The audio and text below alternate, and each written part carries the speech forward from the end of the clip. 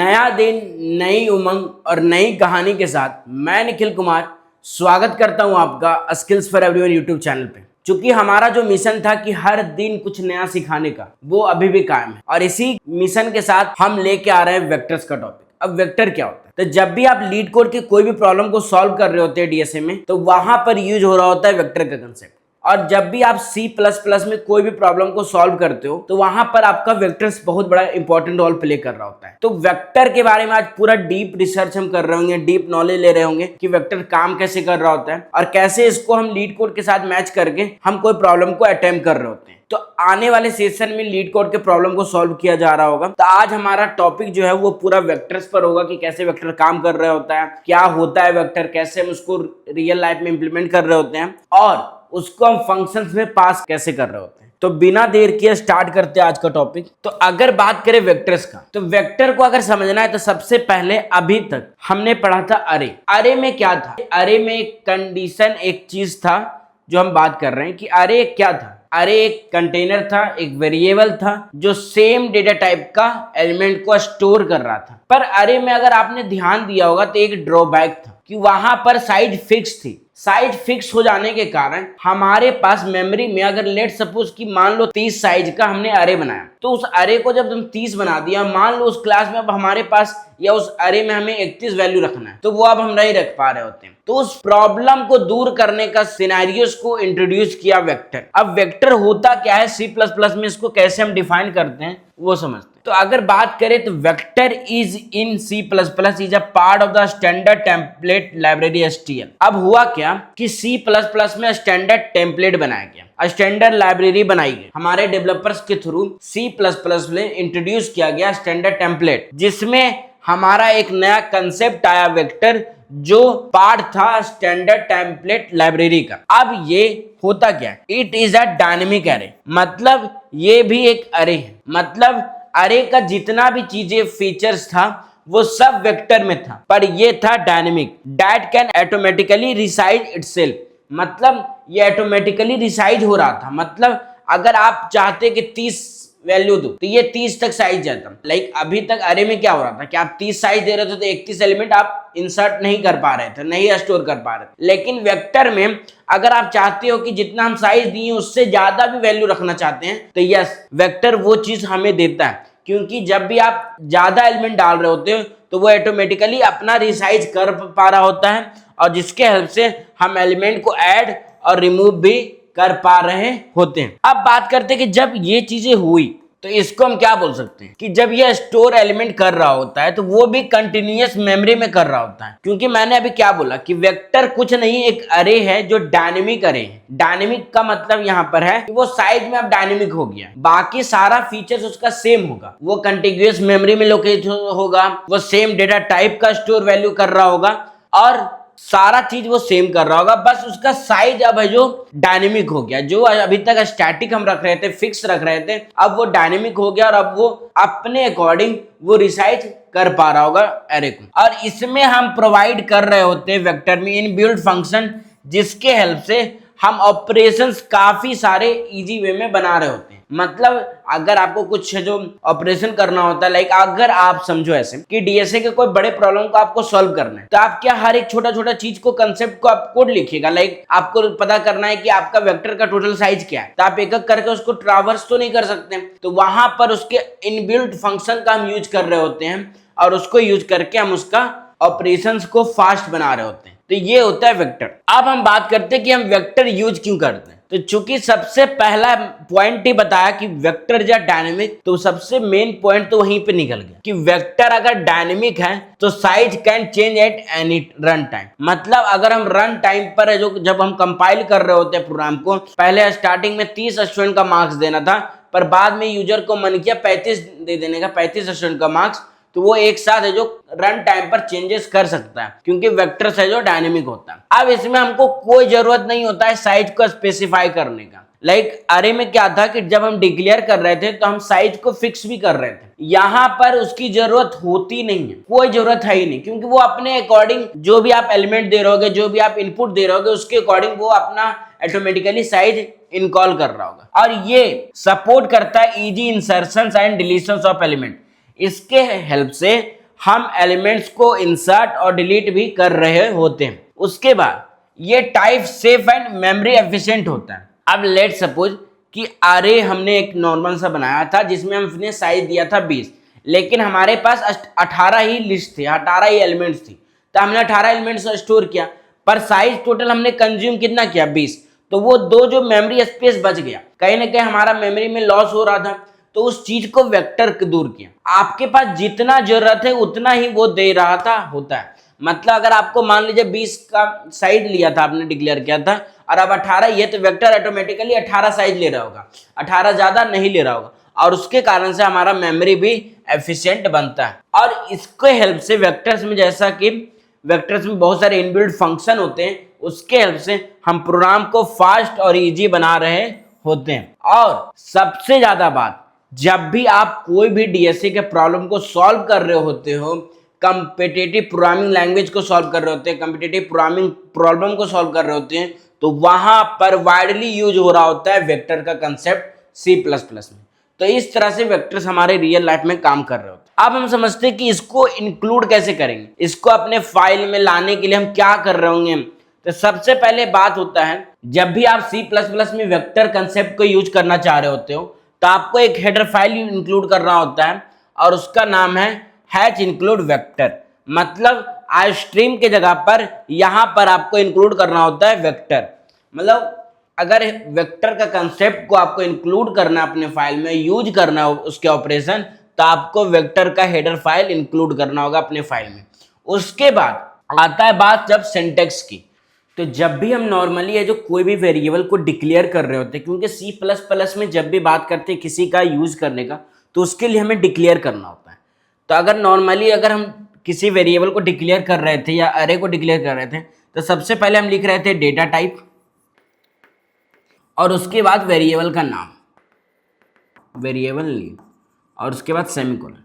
पर यहां पर अब आता है जब वेक्टर का डिक्लेरेशन, तो वेक्टर के डिक्लेरेशन में थोड़ा सा चीजें चेंज हो रही होती हैं। आपको यहां पर जब डिक्लेयर करने का ऑप्शन आ रहा होता है, तो वेक्टर को डिक्लेयर करने के लिए जो सिंटैक्स यूज कर रहे होते हैं वो यूज कर रहे होते हैं। सबसे पहले हमें लिखना होता है वेक्टर, उसके बाद हम लिख रहे होते हैं एंगुलर ब्रैकेट के अंदर डेटा टाइप। मतलब सबसे पहले हम वेक्टर लिखें, फिर हम कौन सा टाइप का डेटा टाइप रखना चाहते हैं, लेट सपोज इंट लिए, और उसके बाद हम लिखते हैं वेक्टर का नाम, जो भी आप लिखना चाहते हो, लाइक नंबर या नम, तो नम नाम का। तो यहाँ पर इस पूरा डिक्लेरेशन से हमको ये समझ में आना चाहिए कि नम नाम का वेरिएबल है जो डेटा टाइप इंटीजर रखने वाला है, और वो एक वेक्टर है। ये पूरा एक डिक्लेरेशन ऐसे बता रहा होता है। यहाँ पर एग्जांपल भी है कि लाइक एक वेक्टर यूज किए जिसमें इंटीजर डेटा टाइप रखे और मार्क्स रखे। मतलब मार्क्स भी एक डायनेमिक एरे है, जो एक वेक्टर है जिसका डेटा टाइप, मतलब उसमें जो वैल्यू होगा वो इंटीजर होगा। उसी तरह अगर हम दूसरा एग्जांपल की बात करें, तो यहाँ पर वेक्टर है जो स्ट्रिंग डेटा टाइप का है, और नेम नाम का अरे है। मतलब नेम नाम का एक वेक्टर है जो डायनेमिक एरे की तरह बिहेव कर रहा होगा, और उसका जो डेटा टाइप है वो स्ट्रिंग है। तो इस तरह से डिक्लेरेशन कर रहे होते हैं। अब आता है बात कि सर इनिशियलाइज कैसे करते हैं। तो इनिशियलाइज अगर हम नॉर्मली अभी तक वेरिएबल में कर रहे थे, तो वहां क्या कर रहे थे, या तो हम वैल्यू डायरेक्ट पुट कर रहे थे या तो हम इनपुट कर रहे थे। पर इसमें कैसे हो रहा होता है, तो इसमें हमारे पास कुछ और भी अलग अलग मेथड होते हैं, उसके हेल्प से हम इनिशियलाइज कर रहे होते हैं। तो समझते हैं कि कौन कौन से वे हैं। तो अगर हम बात करें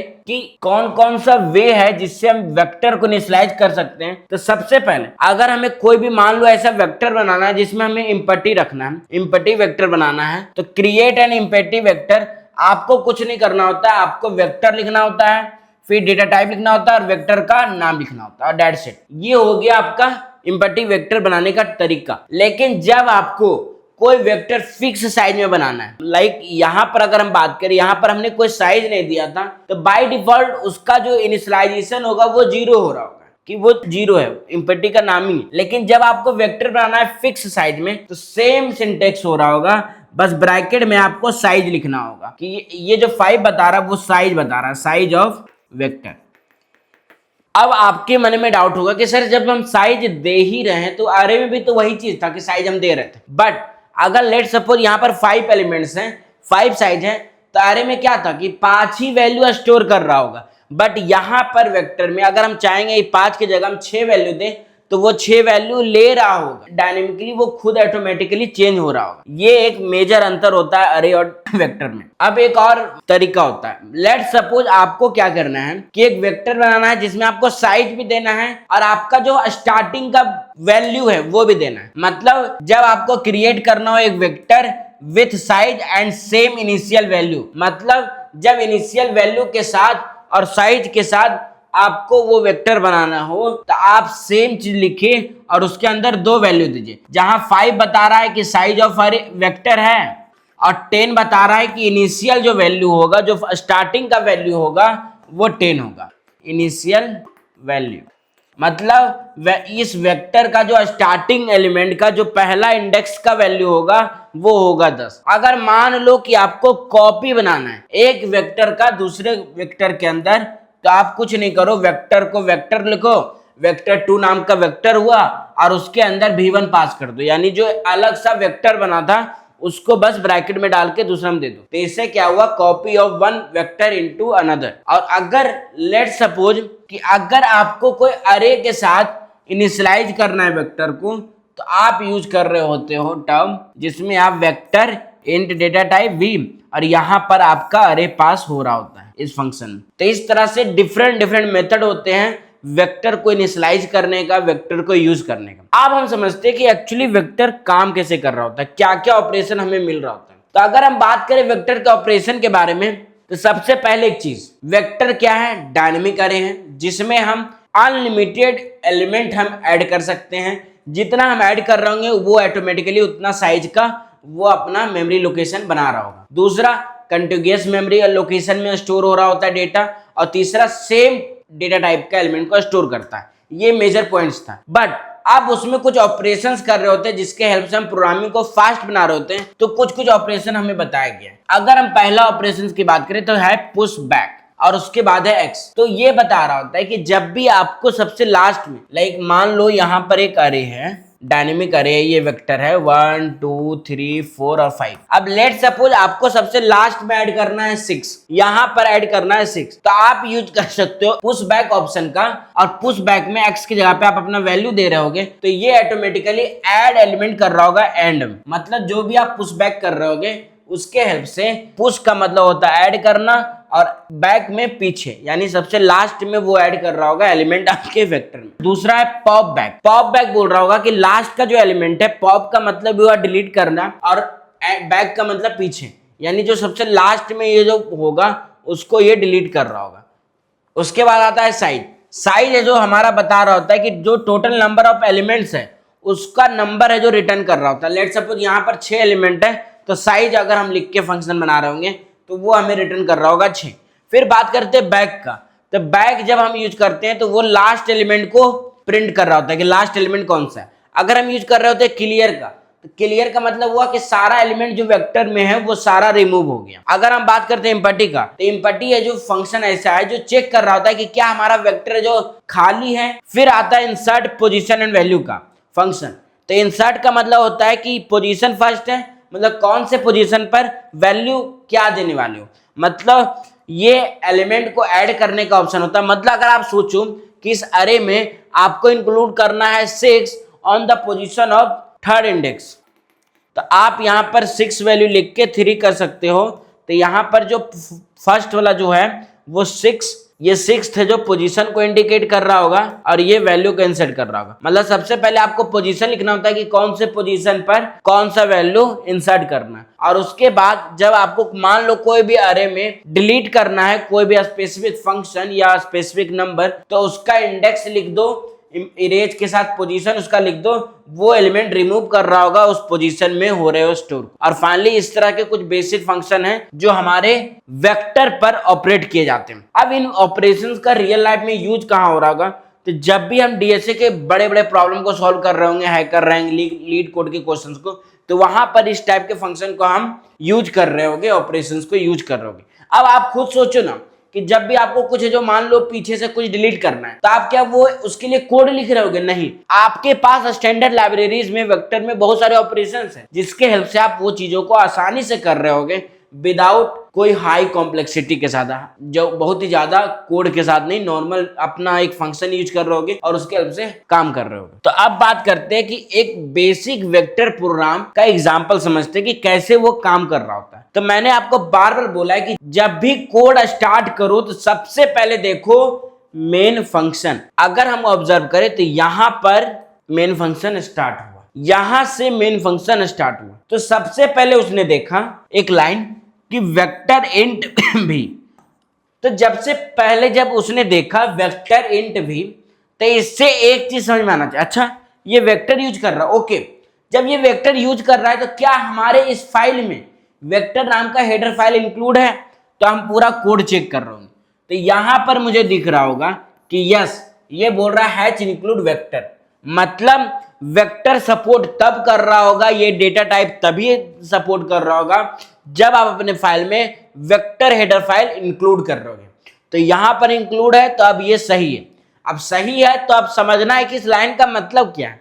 तो इस लाइन का मतलब है कि भी नाम का एक अरे टाइप का डायनेमिक अरे बना जो डेटा टाइप इंटीजर वैल्यू रख रहा होगा, और वो एक वेक्टर है। वेक्टर मतलब डायनेमिक अरे है जिसमें हम अनलिमिटेड एलिमेंट्स स्टोर कर सकते हैं। तो ये चीज समझ में आया। उसके बाद लिखा गया कि अभी तक यहां तक जो बनाया गया वो एक एम्प्टी है, जो एलिमेंट है, एम्प्टी एलिमेंट है। यहां पर मतलब कोई भी वैल्यू इसमें है ही नहीं। अब बात आता है नेक्स्ट कोड का। फिर बोल रहा है v डॉट पुश बैक 10। अब ये v क्या है? तो v क्या है? वेक्टर का नाम है, और वेक्टर को उसका ऑपरेशन यूज करना है। तो जब भी आपका कोई भी ऑपरेशन किसी भी वेक्टर का यूज करना होता है तो आपको उसके साथ डॉट लगाना होता है। अब ये डॉट क्या हो रहा है, याद कीजिए, मैंने ऊप्स कंसेप्ट में पढ़ाया था कि जब आप किसी को निकनेम दे रहे होते हैं और उसको किसी के साथ कॉल कर रहे होते हैं तो कॉल करने के लिए आपको डॉट लगाना होता है। तो यहाँ पे डॉट का वो काम है।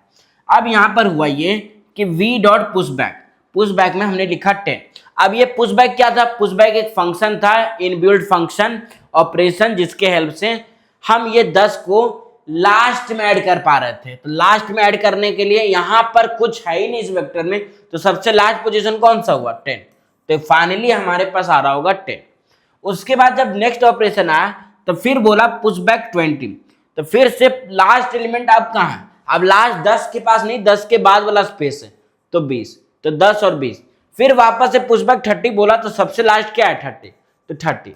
तो इस तरह से वेक्टर में अब आ रहा होगा 10, 20, 30 वैल्यू स्टोर हो रहा होगा। उसके बाद हमने बोला सी आउट वेक्टर एलिमेंट्स आर, मतलब प्रिंट। सी आउट का मतलब क्या हुआ? क्या स्क्रीन पर है जो विजुअल हो रहा होगा, तो वेक्टर एलिमेंट्स आर। यहां पर देखोगे तो वेक्टर एलिमेंट्स आर प्रिंट यहां पर स्टोर हुआ, ये अभी भूल जाओ। उसके बाद हमने क्या किया? i इज इक्वल टू 0 किया और i को less than equal to v dot size चला दिया। अब साइज का मैंने क्या बताया था कि जितना एलिमेंट होगा उस वेक्टर में उतना साइज वो बता रहा होगा, मतलब v डॉट साइज का वैल्यू हमारे पास यहाँ पर इस फंक्शन का अगर हम नॉर्मली आउटपुट समझ रहे होंगे तो इस पूरा फंक्शन का आउटपुट आ रहा होगा 3, क्योंकि टोटल हमने कितने एलिमेंट ऐड किए थे? 3। तो टोटल साइज कितना होगा? 3। अब वो 3 तक चेक कर रहा होगा, तो 3 तक जब चेक किया तो 0 क्या 3 से छोटा? हाँ छोटा है, तो v डॉट आई। अब यहाँ पर सेम अरे की तरह कंसेप्ट यूज हो रहा होगा, लाइक v डॉट आई मतलब v0 पर पहला वैल्यू क्या था? इंसर्ट हमने किया था 10। फिर उसी तरह जब इंक्रीज किया तो i का ऑपरेशन बढ़ा, 1 हुआ, 1 3 से छोटा, हाँ, फिर v1 आ रहा होगा। v1 का वैल्यू हमने क्या डाला था? 20। फिर है जो एक इंक्रीज हो रहा होगा 2, तो v क्या 2 है जो 3 से छोटा, हाँ, तो 3 से छोटा हुआ तो v2 का वैल्यू 30।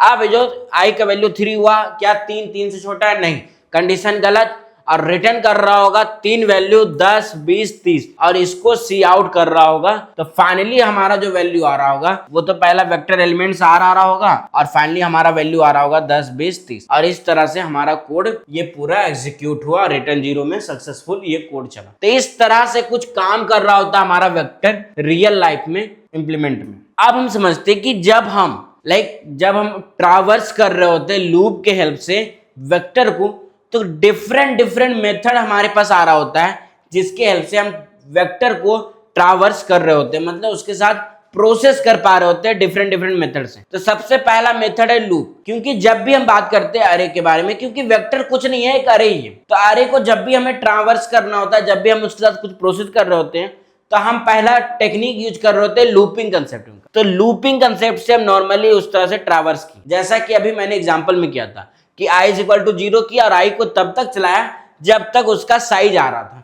अभी तक हमारे में क्या कर रहे थे, चूंकि हमारे पास साइज फिक्स था तब वहां पर साइज ने जो फिक्स डाल रहे थे, पर यहाँ पर हमने फंक्शन कॉल कर लिया। This is the very good concept, जिसके हेल्प से हमें वेक्टर का साइज वो खुद पता कर रहा होगा वो उसके फंक्शन से, और i++ करके ऑपरेशंस जनरेट किया, ट्रैवर्स कर दिया। अब आता है रेंज बेस्ड लूप। एक और लूप हम यूज कर रहे होंगे जिसमें हम रेंज बेस्ड कर रहे होंगे। मतलब अब यहां पर ये हुआ कि जब हमें एलिमेंट प्रिंट करना है, क्योंकि मेन मुद्दा क्या है कि जो भी वेक्टर में हो रहा होगा उसका एलिमेंट को हमें प्रिंट करके दो, तो हम यूज कर रहे होंगे रेंज बेस्ड का, जिसमें हमें क्या लिखना होगा, 4 स्टार्टिंग में लिखना होगा, उसके बाद हम ऑटो एक्स लिख रहे होंगे। अब ऑटो एक्स का क्या मतलब है कि ऑटो एक कीवर्ड है और एक्स है जो बता रहा होता है कि उसके अंदर जो भी एलिमेंट है, लाइक x:v, मतलब v नाम का जो वेक्टर है उसके अंदर x है जो एक वेरिएबल हमने बनाया, जिसके अंदर ये बोल रहा है कि वेक्टर के अंदर जो भी एलिमेंट होगा वो स्टोर हो रहा होगा x में और वो एक एक करके प्रिंट कर रहा होगा। तो अगर हम नेक्स्ट लाइन देखें तो cout x, तो यहां पर हो रहा होगा क्या, लेट सपोज अगर वेक्टर का वैल्यू है 10, 20, 30, 40, तो जब हम लिखे ऑटो x:v, तो पहले v का फर्स्ट वैल्यू आया होगा x में, x का वैल्यू में x में आया 10 और प्रिंट कर दिया cout 10, तो 10 प्रिंट, फिर ऑटोमेटिक जो बढ़ रहा होगा फिर 20, फिर 30, फिर 40। तो इस तरह से ये ऑटोमेटिकली जो कॉल कर रहा है खुद को, और वेक्टर का एक एक वैल्यू बार बार x में जा रहा है और x जो बार बार प्रिंट कर रहा है। तो इस तरह से कुछ काम कर रहा होता है हमारा ऑटोमेटिक वाला कीवर्ड, और इस तरह से ऑटोमेटिकली ये भी काम कर रहा होता है। अब एक और तरीका आता है आइट्रेशन का यूज करके। तो अगर आप एक चीज गौर की होगी कि तीनों में लूप का कंसेप्ट यूज हो रहा है, पर तीनों में टेक्निक अलग यूज हो रहा है। एक में ऑटोमेटिकली यूज कर रहे थे कीवर्ड का, एक में यूज कर रहे थे नॉर्मली आई इनिशियलाइज करके, और इसमें यूज कर रहा है आइट्रेशन का। इसमें हम क्या किए कि ऑटो IT नाम का एक वेरिएबल बनाए। अब उसको जब बनाए तो यहां पे हम क्या किए कि वहां पर तो एक करके एलिमेंट खुद हो रहा था, ऑटोमेटिकली ले रहा था। यहां पर हम बोले कि तुम ना वेक्टर का बिगिन पार्ट से स्टार्ट करो, मतलब अभी हम 0 इंडेक्स से कर रहे थे, अब बाय डिफॉल्ट यहां पर खुद है जो इंडेक्स आ रहा होगा, क्योंकि बिगिन फंक्शन बता रहा होता है कि स्टार्टिंग का वेक्टर का फर्स्ट इंडेक्स क्या है, और उसको इंडेक्स को कॉल करके वापस से इसको बोला। मतलब ऐसे समझो कि एक लाइन है, उस लाइन को अगर आपको वैल्यू निकालना है तो आप क्या बोलोगे, लाइन को स्टार्ट करो, जब तक लाइन नहीं खत्म होता है तब तक चलते रहो चलते रहो चलते रहो चलते रहो। तो वैसे ही यहां पर भी कंडीशन है कि आइट्रेशन चुना, आइट्रेशन बोला कि स्टार्टिंग चलो शुरुआत करो आइट्रेशन से, और तब तक आइट्रेशन खत्म ना करो जब तक वो वेक्टर का सारा एलिमेंट खत्म नहीं होता है।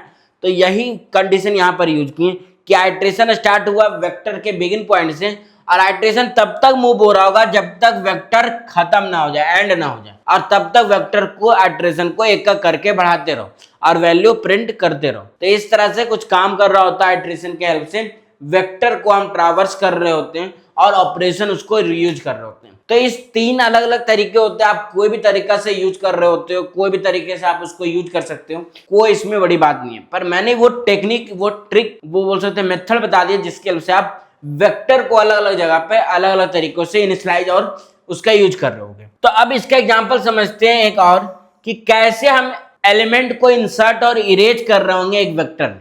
मतलब हमारा टारगेट इस एग्जांपल में ये है कि एक वेक्टर बनाएंगे, उस वेक्टर में इंसर्ट कर रहे होंगे, इंसर्ट करके एक डिलीट भी कर रहे होंगे एलिमेंट को। तो अगर हम वापस से स्टार्ट करें तो सबसे पहले हमें ध्यान देना होता है मेन फंक्शन। मेन फंक्शन में हमने क्या किया, वेक्टर इंट v नाम का वेरिएबल बनाया, डेटा टाइप बनाया, वेक्टर बनाया, और उसमें हमने वैल्यू दे दिया 10, 20, 30, 40। तो यहां पर ये हुआ कि 10, 20, 30, 40 हुआ, तो वेक्टर का स्टोर वैल्यू हो रहा होगा। इसका फ्लो चार्ट समझते हैं कि यहां पर कुछ इस तरह से 10, 20, 30, 40। अब इसको ये अरे की तरह बिहेव कर रहा है, तो इसका स्टार्टिंग इंडेक्स क्या होगा, 0, 1, ये 2 और ये 3। इसका टोटल साइज कितना हुआ, टोटल साइज हुआ 4। ये एक चीज इस पूरे एक फिगर से समझ में आया कि एक वेक्टर बना जो डायनेमिक अरे की तरह है, जिसमें 4 वैल्यू है, 10, 20, 30, 40, जिसका इंडेक्स 0 से स्टार्ट हुआ एंड 3 हुआ, टोटल साइज है 4 वेरी गुड। अब आता है नया कंसेप्ट वी डॉट इंसर्ट। अब हाँ, ये तभी काम कर रहा होगा जब आपके फाइल में वेक्टर है जो हेडर फाइल इंक्लूड होगा। अगर आप डायरेक्ट सोचोगे कि इसको यूज कर ले, एक्सेस कर ले, तो ये यूज आपको एरर दे रहा होगा आपके कंपाइल में। तो मेक श्योर कि आपका वेक्टर का फाइल इंक्लूड हो आपके फाइल में। उसके बाद हमने लिखा वी इंसर्ट वी बिगिन +2। अब वी बिगिन का मतलब क्या हुआ कि वी बिगिन का मतलब हुआ वी डॉट बिगिन का कि फर्स्ट का जो स्टार्टिंग इंडेक्स है यानी 0 इंडेक्स है +2, तो 0 + 2 क्या हुआ 2। मतलब अब जो फर्स्ट वाला जो वैल्यू है जो वी बिगिन +2 लिख रहा है वो आपका बता रहा है कि वो पोजीशन कौन सा है। क्योंकि मैंने बताया था कि जब भी आप इंसर्ट फंक्शन को कॉल कर रहे होते हो तो सबसे पहले आपको पोजीशन है जो ध्यान देना होता है और उसके बाद वैल्यू को। तो हुआ ये कि वी डॉट बिगिन +2 ये एक फंक्शन बताया कि वी डॉट बिगिन का वैल्यू क्या आया 0, क्योंकि स्टार्टिंग इंडेक्स क्या है 0, 0 + 2 2। तो टोटल जो वैल्यू है पोजीशन का वो है 2 और वैल्यू इंसर्ट करना है 25। मतलब इंडेक्स नाम 2 पर हमें 25 प्रिंट करना है। मतलब अगर हम ध्यान दें कि यहां पर हुआ ये कि दूसरे पोजीशन पर हमें प्रिंट रखना है 25, तो हम फाइनली कर रहे होंगे यहां पर दूसरे पोजीशन पर ये यहां पर। मतलब अब ये वेक्टर कुछ इस तरह से बन रहा होगा 10 20। ये तो 0 पोजीशन है, ये फर्स्ट पोजीशन है, दूसरा यहाँ 25 हो रहा होगा, दूसरा पोजीशन बना यहाँ 30 हो रहा होगा, यहाँ 40 हो रहा होगा। तो कुछ इस तरह से हमारा ये वेक्टर बना। अब ये वेक्टर बना, अब रुक जाओ, अब आगे आओ। अब बोल रहा है v dot erase v begin +1। V begin वापस से 0 +1 मतलब 0 + 1 1। तो बोल रहा है कि इरेज कर दो, उस वैल्यू को इरेज कर दो जिसका पोजीशन है जो 1 है। तो इंडेक्स 1 का वैल्यू यानी 20 हो जाएगा इरेज, और जो हमारा फाइनली वेक्टर बन रहा होगा वो कुछ इस तरह बन रहा होगा 10 25 30 और 40।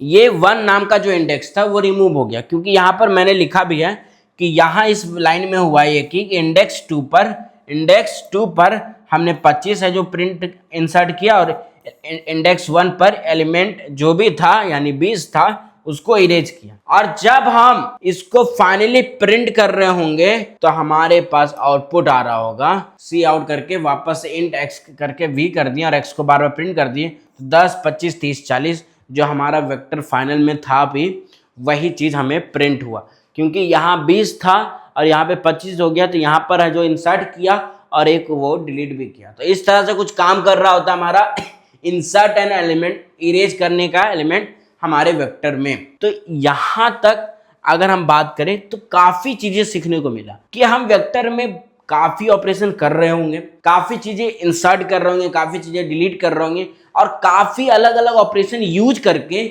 हम बड़े से बड़े प्रॉब्लम को सॉल्व कर रहे होंगे। तो अब बात करते हैं कि वेक्टर एलिमेंट को एक्सेस कैसे करते हैं। मतलब लेट सपोज अगर आपका वेक्टर का वैल्यू बहुत बड़ा है, अलग अलग एलिमेंट है और आप चाहते हो कि डायरेक्ट एलिमेंट को आप एक्सेस करें, तो वो एलिमेंट को एक्सेस कैसे कर रहे होगे। तो सबसे पहले हम एक्सेस कर रहे होंगे यूजिंग इंडेक्स। इंडेक्स का मतलब अगर आपको पोजीशन पता है, लेट सपोज अगर हम बात करें कि यहाँ पर वेक्टर का वैल्यू कुछ इस तरह है 1 2 3।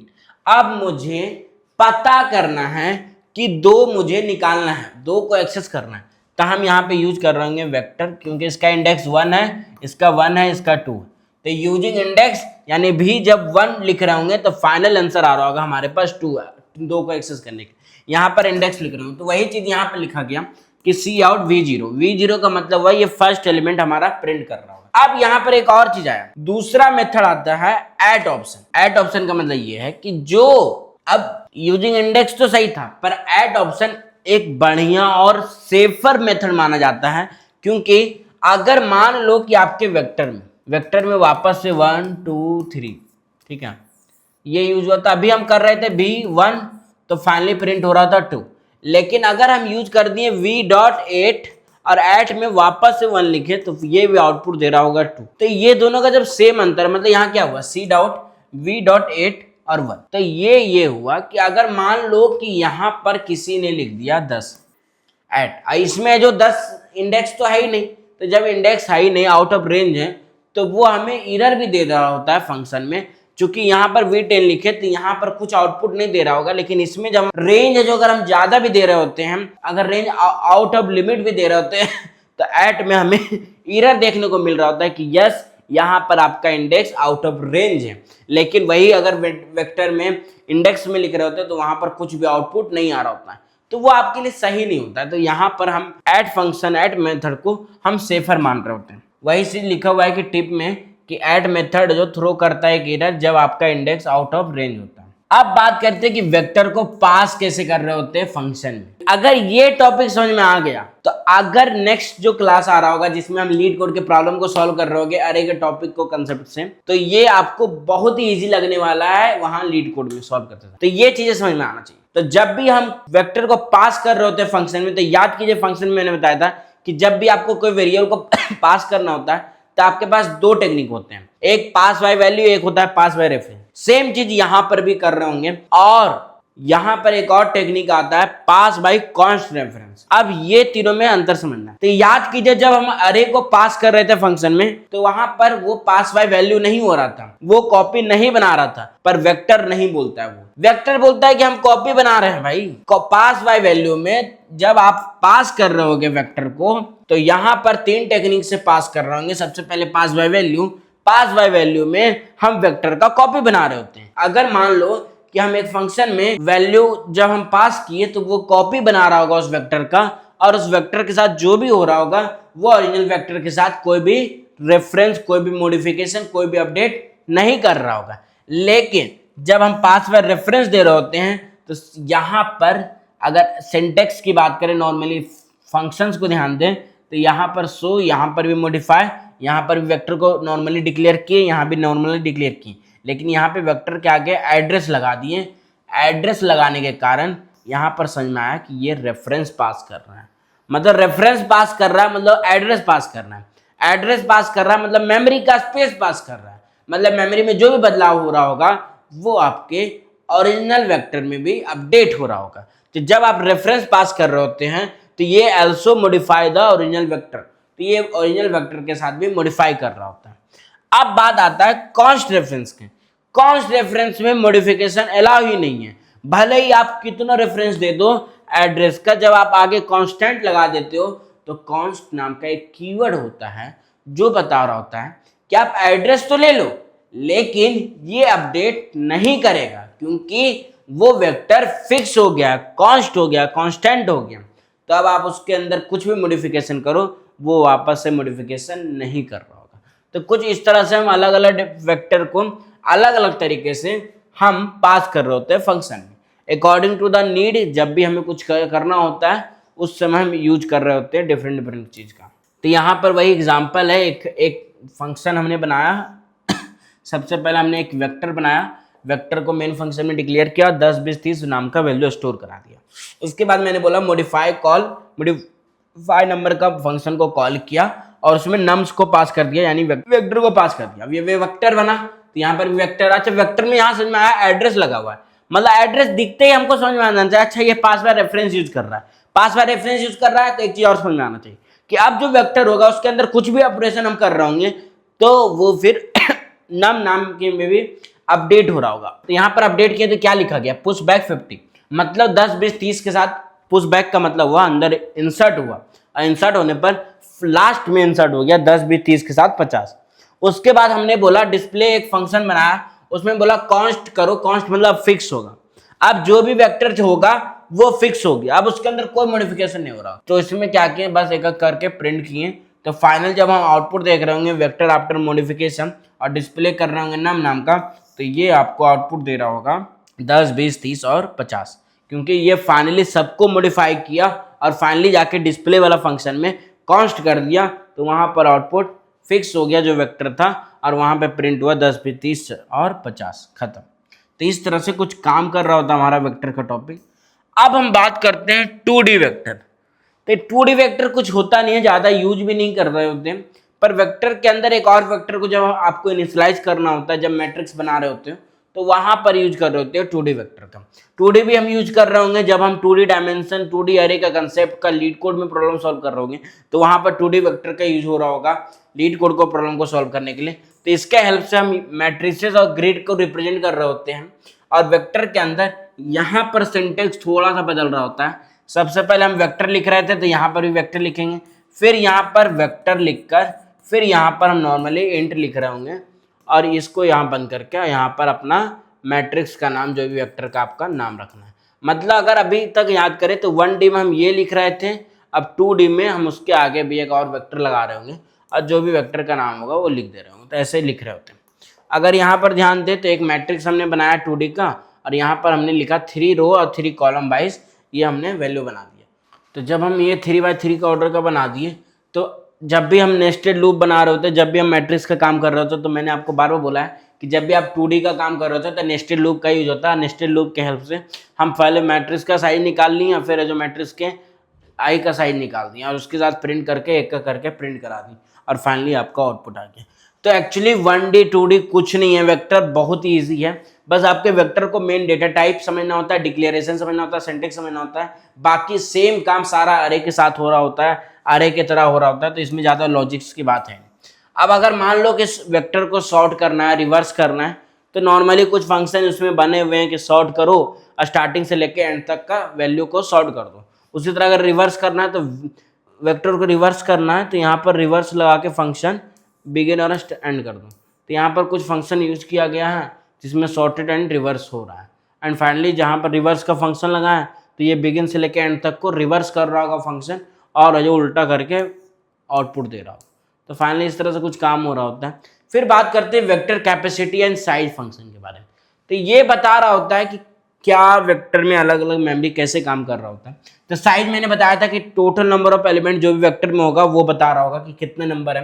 कैपेसिटी हमें रिटर्न कर रहा होता है कि वेक्टर में कितना टोटल मेमोरी लोकेशन वो स्टोर कर रहा है। और रीसाइज बता रहा होता है कि जब भी हम मान लो कि n एलिमेंट्स हमने एलिमेंट स्टोर की और वापस अगर हम चाहते हैं कि और भी साइज को हम इंक्रीज करें डिक्रीज करें तो उसके साथ से रीसाइज कर रहे होते हैं। रिजर्व जो एक ऐसा फंक्शन है जो अपने आप स्पेस ले रहा होता है कोई भी एलिमेंट्स का और श्रिंक कर रहे होते हैं। लाइक लेट सपोज अगर आपका कैपेसिटी 1000 बाइट का है, ठीक है, और अगर आप उसको चाहते हो कि 1000 बाइट का ना लेके उसको 500 बाइट तक दिया जाए स्पेस, तो हम सिंक वाला फंक्शन यूज कर रहे होंगे, सिंक टू फिट वाला, और उसके अंदर हम इतना वैल्यू दे रहे होंगे कि 500 बाइट तक ही मेमोरी जाए। तो वो कैपेसिटी को रिड्यूस कर रहा होगा, कम कर रहा होगा और आपके साइज के अकॉर्डिंग फिट कर रहा होगा। तो इस तरह से कुछ काम कर रहा होता है हमारा वेक्टर का एलिमेंट्स। अब हम समझते हैं कि मेजर डिफरेंस क्या है अरे एंड वेक्टर में। तो अगर हम समझे मेजर डिफरेंस के बारे में तो मेजर डिफरेंस ज़्यादा कुछ नहीं है।